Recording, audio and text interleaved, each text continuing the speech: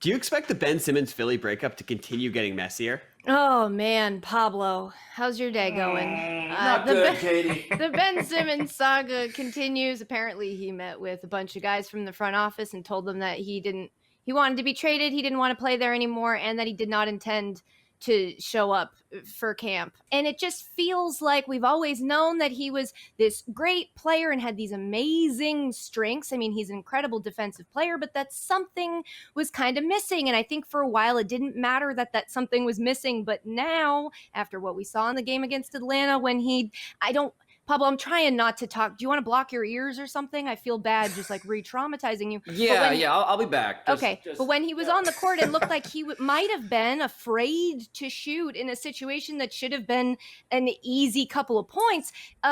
Just a mess all around. And to answer the question, as we are expected to do legally here on Highly Questionable, yeah, I do think it's just going to keep getting messier.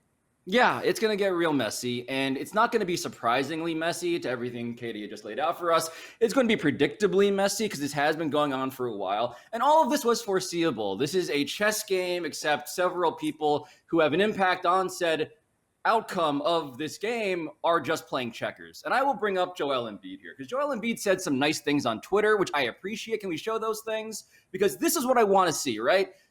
Media making stuff up. He wants to play with Ben Simmons. And there's this next one where he says clearly that he loves playing with Ben Simmons, that we have it all wrong. And I want to believe Joel Embiid here, but I don't. I am too cynical and too damaged to believe even the thing that I desperately want to hear. And it's because Joel Embiid and Doc Rivers and the majority of Philadelphia and the assembled fans in the Sixers diaspora, they have been playing checkers. I have been so infuriated by the idea that everybody very loudly just wants Ben Simmons gone, period. That was what was said, as Katie alluded to, after they lost to the Hawks. Joel Embiid basically said that. Doc Rivers basically said that. Every fan on the internet has been saying that. And here's the thing about wanting someone gone in the NBA when they're on a 4-year deal and they're 25 years old. It's not going to make it any easier to get a trade offer that the GM of the team feels good about if you're just saying, hey, we all hate this dude. Please take him off our hands. The chess move is to say actually what I have been saying sincerely but sarcastically, right? You just say, we love this guy. We love him so much. And that's what Joel Embiid is finally doing here, except it's way too late. Yeah. So it's going to get messy? Yes. Ben Simmons isn't going to show up. And the question becomes, how much tolerance do the Sixers have to play regular season games if that guy isn't actually playing and showing up? And I hope they have a lot of tolerance for it, but all of this could have been avoided if you just sounded a little more like me. Oh my God. I mean, the mixed metaphors are flying about the cabin in a way that is very difficult to keep up with. But I will continue that, and I will say, you yada-yadded over the best part here. It wasn't just all of these disparate things. What happened was, when Doc Rivers said to America, I don't know if he's a championship level point guard. Ben at that point said, oh, you don't?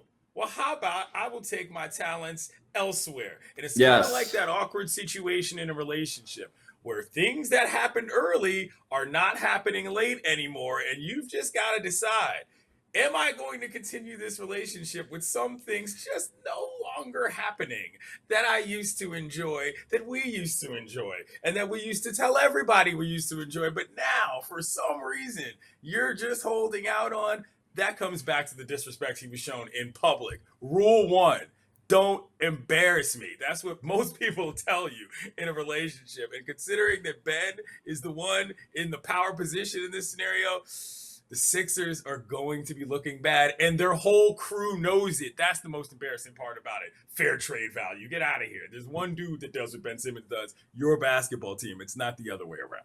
Yeah, no, the idea that Ben Simmons is just basically saying to everybody who's been taunting him, you don't want me here, and I don't either, and now you're going to get mad at me for agreeing with you, is kind of the perfect end to a Sunday that is just drizzled with poison. Thanks for watching ESPN on YouTube. For live streaming sports and premium content, subscribe to ESPN+.